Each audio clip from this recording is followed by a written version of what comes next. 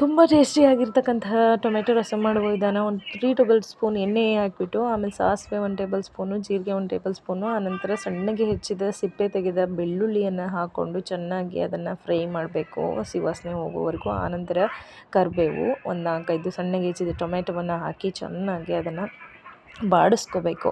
ಆನಂತರ 1 table spoon ಟರ್ಮರಿಕನ್ನು ಹಾಕಿ, ಆನಂತರ ಸಾಂಬಾರು ಪೌಡರ್ನ ಸ್ವಲ್ಪ ಮಿಕ್ಸಪ್ ಮಾಡಿ, ಆನಂತರ ರುಚಿಗೆ ತಕ್ಕಷ್ಟು ಉಪ್ಪನ್ನು ಹಾಕಿ ಚೆನ್ನಾಗಿ ಮಿಕ್ಸಪ್ ಮಾಡಬೇಕು.